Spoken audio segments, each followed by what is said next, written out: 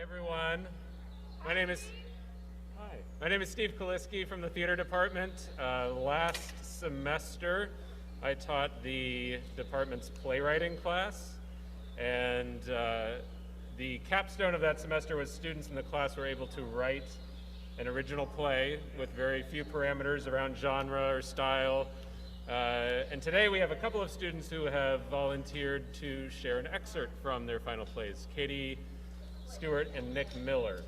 So they have selected these excerpts, they have cast their actors, and we'll be hearing about 10-minute snippets from their plays, and they will provide all of the contextual information you need to understand the excerpt. So I will hand it over to Katie, and whenever you're all ready.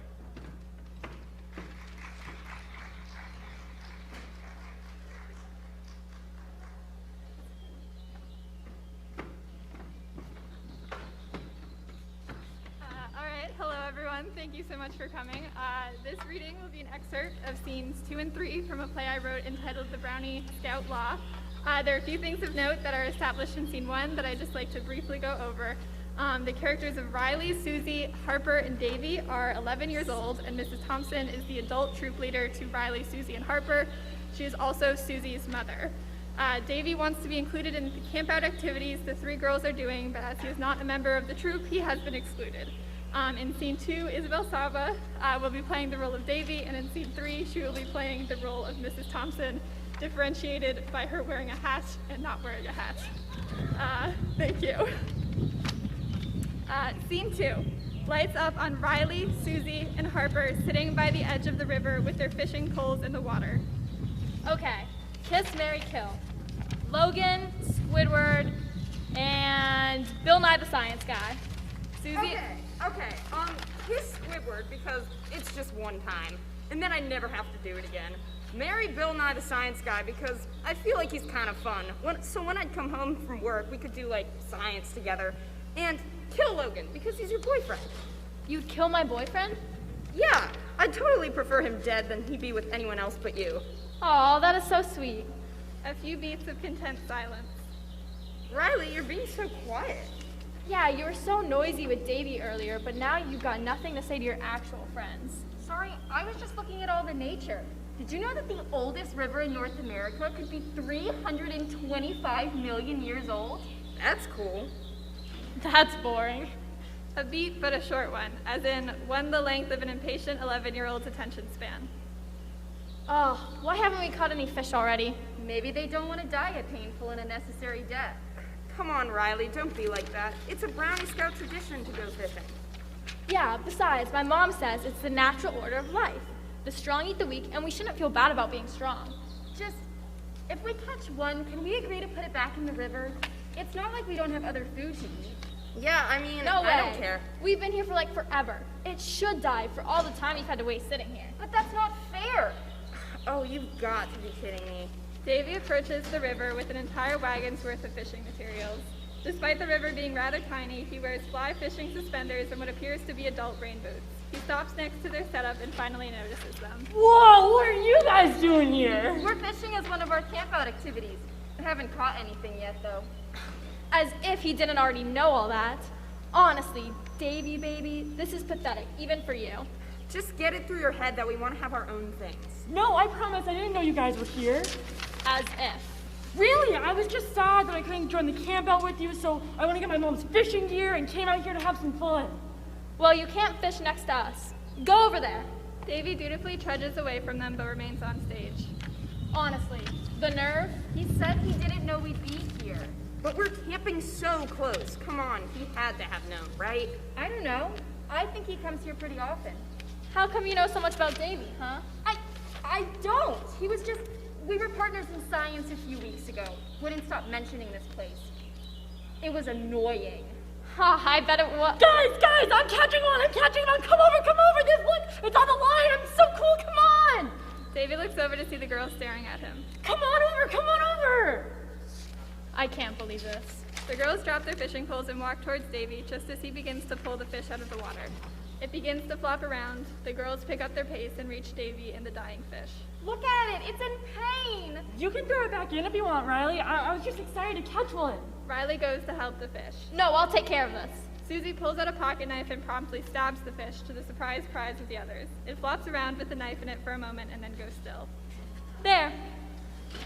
What are we even going to do with it? Oh, get over it, Riley. And Davy, we never should have let you stay here in the first place. Fishing is our thing, not yours. Now leave. But Leave, loser. Scene 3. Susie, Riley, and Harper are in their tent in the classic middle school sleepover arrangement. They have placed their sleeping bags in a circle with all of their heads in the center. All three have some sort of stuffed animal. Susie is pretending to passionately make out with hers. This is peak comedy for Harper and Riley. Okay, you win.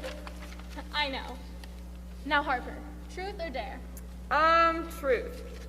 Boring. Fine. Who do you have a crush on? Paul B's pretty cute. Really? Yeah, we're growing a bean sprout in science together. It's really cute. You two would look so good together. I guess, but like, Paul L's a lot smarter. Yeah, but who needs a smart boyfriend? So true. Yeah, I guess you're right. Your turn, Riley. Truth or dare? Truth. Why are you all so boring? So I guess, like, who do you have a crush on right now? Honestly, not really anyone. Come on. Yeah, there's always someone. Seriously. Seriously, there's always someone. Like, if I really had to choose, I guess it's the same as last time. No! Seriously? Come on, he's sweet. Yeah, and a total loser. That's why we call him Davy Baby. I just don't get it. Like, why him? I don't know, he's just kind of nice to talk to sometimes. But, like, does that even really matter? Yeah, if you really want a boy to like you, you shouldn't make fun of him at recess. That's how I got Logan to go out with me. But, like, girls, come on out here. I have a surprise for you. The girls exit their tent and take a seat around the campfire, where Mrs. Thompson is waiting for them. They are not happy the gossip session has been cut short. It's too late for s'mores, Mom. Nonsense. No such thing. I've got all the supplies laid out for you. The girls relent and quickly grab a marshmallow each. They are s'mores after all, not much convincing is needed. They begin to roast them over the fire. Put it closer to the fire. Yours won't be melty enough. No, I like it lightly toasted, like a bagel. Ew, like a bagel? No, I just mean when it gets all crispy, it's gross. Like when bagels get crispy, they're gross. And if I put it any closer, then it'll... Harper's marshmallow suddenly bursts into flames. Ah! It's on fire! It's on fire, guys! It's on fire! Help, it's on fire! While Harper is freaking out, Mrs. Thompson calmly grabs the stick and blows out the flames. No need to worry. Now, it's nice and gooey for you. Thank you. There's a brief lull while the girls finish making their s'mores and begin to eat them. They all sit huddled around the fire. You know, girls, fires were actually used by the Brownie Scouts long before the invention of s'mores. No one cares about history, Mom. Oh, hush. You girls are getting older, so it's important to know what we're all about. Mom, we... No, Susie, this is important. A beat. Mrs. Thompson continues, back in her cheery mood. Well, where to start? I guess let's put it this way. Brownie Scouts is not just about hanging out in the woods and selling cookies. Many troops also like to practice an ancient feminine art. Any guesses as to what? Riley, what do you think? Oh, I'm not sure, Mrs. Thompson. That's all right, dear. Harper? Why don't you go to my tent? I have a demonstration in there that will help. What will it look like? You'll see it when you write... Harper opens the tent zipper and gasps. Miss Thompson? Yes, that's the one. Bring him out here, would you? Him? A shaking Harper comes back into view with an even more terrified Davy, who has tape over his mouth and his hands tied behind his back. He cries openly, although the sound is muffled. Davy! What are you... Sit down. Riley, quite used to listening to adults and now very afraid, sits down. Harper comes back to the fire and sits as well. Mrs. Thompson keeps a firm grip on Davy's shoulder. At this point, everyone but Mrs. Thompson has tears in their eyes. Excellent. So now, can anyone tell me the art I mentioned before? Honestly, ladies, I know it's late, but this is exciting! It's witchcraft! Mom, what are you doing? Darling, I'm teaching. A question, Riley? What are you gonna do with Davy? Oh, well, straight to the point, I see. That's all right. I'm glad to see at least someone's excited about it. I figured what better introduction than one of the most exciting tenets of witchcraft, sacrifice. Sacrifice Davy? Do you have a problem with that? Well, no, it's just, Riley has a crush on Davy. Is that true, Riley? All Alright, well, remember how we talked about how scouting is a sisterhood, right? And witchcraft doesn't change that. Okay, none of that. In a sisterhood, we need to do what's right for everyone. She crouches down and gets close to Riley's face. Is this going to make you uncomfortable? What did Davy do? What did Davy do? He's been skippering in and out of this camp this whole time, sticking his nose in places he doesn't belong. He's been practically begging for it all day. So I'm gonna ask one more time, to all of you, is there anyone who objects? There is a steady stream of sobs from the girls as the feeder two passes. Mrs. Thompson smiles. Excellent. Mrs. Thompson shoves Davy into the fire. Blackout, a single muffled scream. Silence. End of scene.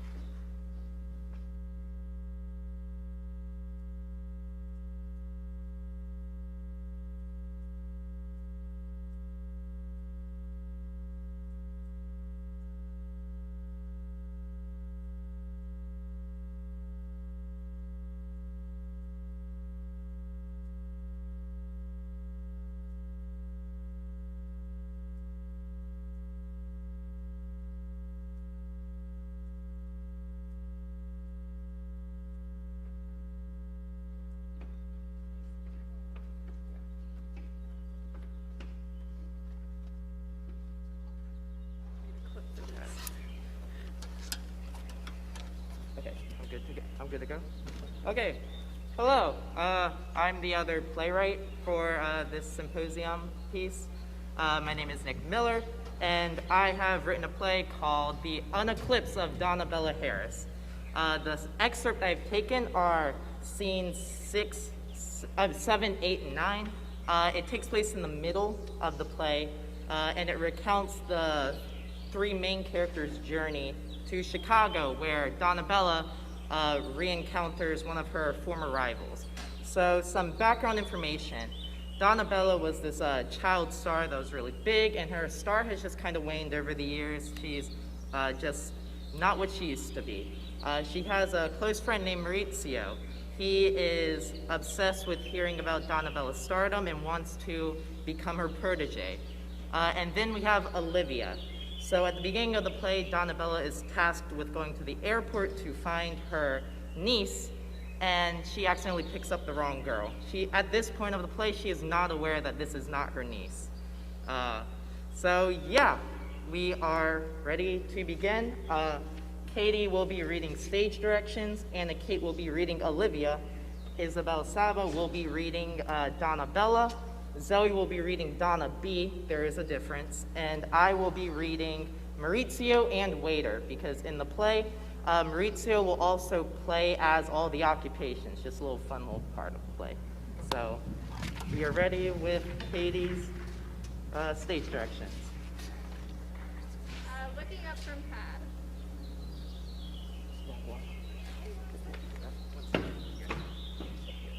Yeah. I accidentally had a printing error, so there was a mishap at the start. Destination, Dee's Diner. They are sitting inside a classic diner with a modern flair. There's a small stage for performances. Well, isn't this place just precious? Such a shame I didn't bring my glasses. You wear glasses. Only sometimes, dear. They are advised, not prescribed. Oh, look, they even have a dish named after me. Oh, I'll have to send my greetings to the head chef. The spineless chicken a la Donna Bella, served with a side of deviled eggs and pasta salad? Well, I was never one for deviled eggs in particular, but the meal itself sounds charming. A waiter greets the table. Hello, welcome to Dee's Diner. How may I? Oh, forgive me, I left my pen at the station. I'll be right back. The waiter rushes off from the table. Okay, I'm not the only person who saw a pen in his hand, right? Maybe it ran out of ink? First day jitters. Oh, how I do miss those days on set. Donna B., an older woman, walks onto the stage and taps the mic. Hello? Hello? Is this thing working? Of course it is. Keep enjoying your meal, folks. It's the third Thursday of the month, and you know what that means? Donna B. holds the mic out to the audience. No response. Right. Yes. It marks the month anniversary of my first mainstream hit. Yes, yes. Well, isn't this woman not quite a slag, eh? Harping on an old achievement. She should live in the present like that body of hers. I was sitting in one of those many rooms of my home, and I thought to myself, hey girl, it's been quite the road since that hit of yours. So I thought to myself, why not end the clamoring and just release a new hit? Would any of you be opposed to this little rendezvous as I tease my first track in a decade? Scattered applause. Wonderful. Yes. Let me just do some warm-ups. The song is titled B Stands for Better. My B stands for many things. Bella, better, beautiful. Banned from flight. Well, see, I would not necessarily leap to ascribe that particular adjective to me. Why were you banned from flight? I take the well-known phrase, what happened in 86 stays in 86, maybe didn't stick. So maybe this is a better conversation topic when I'm not at the dinner table. Donna B. begins performing her song. Donna Bella begins putting the pieces together and looks at the stage. They lock eyes. Donna B. stops the music. Pardon me, patrons. I was informed of a pest I must handle. Hope the teas tantalized your musical taste buds just as much as our current special, the I Still Got It burger. I reckon I shall send my gratitude to the chef immediately. Dinner and a show, it seems. We haven't even ordered our food. Donna Bella follows Donna B. to the kitchen. Scene 8. Both Donnas are standing in the kitchen. Staff members watch as they argue. Well, well, well. Who knew you'd stop by? Coming to claim credit for yet another one of my songs? Oh, please, Donna. The only matter I would want credit for is getting the music to stop and you leaving the stage. Charming as always. So much charisma, yet no acting jobs to use it. What brings you back to my city, anyhow? Well, personally, I was allowing your town to serve as a detour for our grand expedition to the West Coast. I am pleasantly overjoyed, however, at seeing you resort to singing in a diner to scrap some cash. I am afraid to admit that this diner is my diner, as in, I own this beauty. Bullshit! She's telling the truth. Do you have a pen to acquire? My employee is right, though. I'm glad one of us used our recording revenue for something useful. I would at least get a return on your chanteurs that haunted the dining hall. Might scare away some customers. Do not worry. I've already informed them of a terrorizing she-demon who may drift into my diner to cause the second wave of the apocalypse. Should have just put a photograph of yourself for the discretion, dear. Luckily, I had a photograph of you handy. Donna B. rips a photograph off the wall. It is a mugshot of Donna Bella with the caption reading, "Beware, if seen, report to the kitchen immediately. We'll steal anything you own." You ragged wench! How come you didn't come across my 86 mugshot? The internet possesses many powers. Oh look, another thing you cannot do by yourself, always requiring assistance.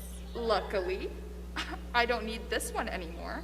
I can just use your updated mugshot from trespassing and disrupting a private business and refusal to leave. Well, at least I would have looked better than your profile picture on Facebook. Yes, I saw it, and yes, it needs work. Maybe you could have directed your assistance towards that rather than think about me. Anyways, I have to depart. It was awfully grand to reconvene. Maybe dinner next time? On me. Donna Bella swiftly exits the kitchen. She sees Maurizio and Olivia at the table, trying to pass time. She begins shoveling silverware into her purse. Don't give me that look. What about our food? I think chocolate-covered raisins sound absolutely appetizing for the round. Why are you still stealing silverware? A certain restaurateur believes I steal anything. I cannot let my fans down. Life imitates art, dear. You will understand one day. Anyways, these silverwares are too fine to perish when we set this diner on fire. Donna Bella closes her purse and exits stage. She's joking, right? Why don't we laugh from the outside of the diner with her, just in case? Scene 9. They sit in the car. Donna Bella's CD plays on the stereo. Donna Bella angrily eats a fistful of Raisinets. Oh, I cannot take it. Even my acoustic music mix cannot seem to soothe my ire. Turn it off at once. Maurizio, while driving, turns off the stereo. Silence. What is causing you this pain, my dear? Oh, I do not know. Quite a few things, actually. Nearly being coerced into courtship by the Amish, being unable to see the Eiffel Tower, but what tops it all is being returned with my paralysis demon from hell in a snazzy all-American diner. I can pull up a virtual tour of the Eiffel Tower. No, it is not about that anymore. I am far too scorned. I cannot believe that this venom-laden witch could be allowed to own a restaurant of such sorts. Be better. Excuse me? No, I cannot have my own vehicular tenants wage an attack on me while I'm in this distraught stress. That's what her song said. B stands for better. Why not be better than her? Look, I get that you're young and going through puberty or whatever, rumspigra or whatever it is, or you do not necessarily understand the complexities of my current grief. But I cannot just stand up and buy a restaurant right now, unless... No, I cannot be rash like that. It doesn't have to be a restaurant. You'd be copying her if you did that, and then she'd yell at you for copying her. Again. So what do you propose I do? I don't know. Be better, I guess. Well, maybe you should be better. I am trying my best right now, and it's getting us nowhere. Dude, I'm like 15. Why should I be better? Isn't this supposed to be a road trip? Yes, it is, and road trips are supposed to be fun. Are you not having fun? Not right now. Neither am I, currently. I'm having fun on this trip. That is absolutely splendid, Mauricio, but if I'm remembering my years in mathematics, 2 is greater than 1. So by an overwhelming majority, this trip is god-awful. Oh, I can feel the wrinkles setting in. Maybe we need a breather. Or we can just miss these stops to reach California. Less chances for things to mess up. No, I cannot and will not be encaged in this vehicular prison with you, 2 as my inmates. I will need fresh air, fresh scenery, fresh faces. I need fresh. Stop the car. Why? Put the vehicle in parked. Maurizio pulls to the side of the highway and parks. Out. What? You heard me. Out. Get out of my vehicle. Walk home. You have got to be kidding me. I rarely jest over such important matters. Unbuckle yourself and walk home. Do not give me that look of desperation. My dear, I do not think this is a well thought out idea. How is she going to survive on the streets? Oh, well, fine. I will allot her 15 Donna dimes and 2 boxes of Raisinets. These rations should last her through the weekend. No, I think maybe you should just rethink the idea altogether. Deep breaths, just closing our eyes. Olivia cries in the backseat of the car. Maurizio unbuckles and sits next to her. Great, now I'm the villain. Please stop crying. Save these tears for a performance or a promotion of a ticket. Just seems that wherever we go, you always run into trouble. It's fun, I guess, but you seem to not enjoy it. I run us into trouble? Who selected the Lion King? Who told me the Eiffel Tower was just a few miles away? Not me! Look, I explained to her, math is not a strong suit of mine. That is besides the point. Anyways, we were not at fault, either of you, nor myself, for a rocky intercourse with the Amish. I cannot charge my God-given looks or refrain my natural charm. I will refer to them as simply an unfortunate circumstance. Now, most importantly of all, who suggested we eat at this diner? Seriously? You're blaming me for the diner? We were all hungry and you agreed. You cannot be sharing blame and projecting it onto others, dear. This is your rumspringa, remember? I don't even want a rumspringa anymore. This has to be a joke. What the hell? Look, I get you're emotional, but I think maybe we should all curb the language for now. I don't care. I want to go home. I'll just tell my mother I'm over taking care of you. Nothing is worth this. Well, lucky for you, we are nearing Michigan. I live in Minnesota. Okay, well, we are still close to home. And that is Saint.